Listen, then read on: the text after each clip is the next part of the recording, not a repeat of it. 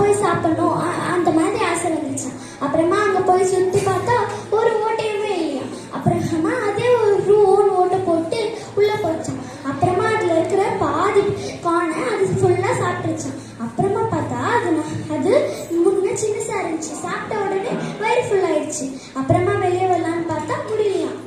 அப்புறமா உள்ளே இருந்து நான் என்ன பண்ணுறது அப்படின்னு திங்க் பண்ணிட்டு இருந்துச்சான். அப்புறமா தன்னோட முயல் நண்பன் வந்தாங்க. அப்புறமா முயல் நண்பன் கூப்பிட்டான். பார்த்தா முயல் நண்பன் யாரு கூப்பிட்றா அப்படின்னு தேடிட்டு இருந்தாங்க. அப்புறமா பார்த்தா தன்னோட எலி நண்பன் கூப்பிட்டாங்க. என்னாச்சு எலி நண்பன் நீ இங்க இருக்கேன்னு கேட்டா, நான் சாப்பிட்ட வந்தேன், பார்த்தா நான் வரும்போது சின்னசா இருந்தேன், வெளியே வரும்போதுல பெருசாயிட்டேன் அப்படின்னு சொன்னானா. அதுக்கு முயல் நண்பன் சொன்னானா, இன்னைக்கு இரவு முழுதும் இங்கே இரு, நீ காலையில உன் வயிற்றுக்குள்ள இருக்கிற ஃபுட்டெல்லாம் டைஜஷன் ஆயிரும், அப்ப நீ வந்துடலாம் அப்படின்னு சொன்னானா.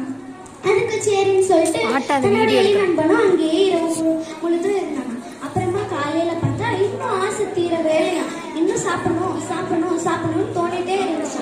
அப்புறமா என்ன பண்ணானா, யோசிக்காம சாப்பிட்டானா. அப்புறமா பார்த்தா திருப்பி வயிறு ரொம்ப ஆயிடுச்சு. அப்புறமா என்ன பண்றதுன்னு யோசிச்சா தன்னோட முயல் நண்பன் சொன்னது அவனுக்கு ஞாபகம் ஆயிடுச்சு.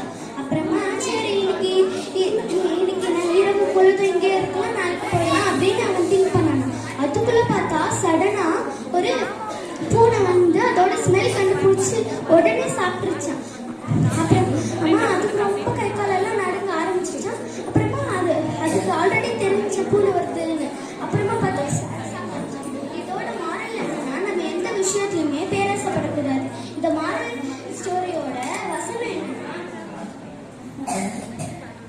1 Timothy chapter 6 verse 6. Yet true godliness with contentment is itself great wealth. Thank you. Super.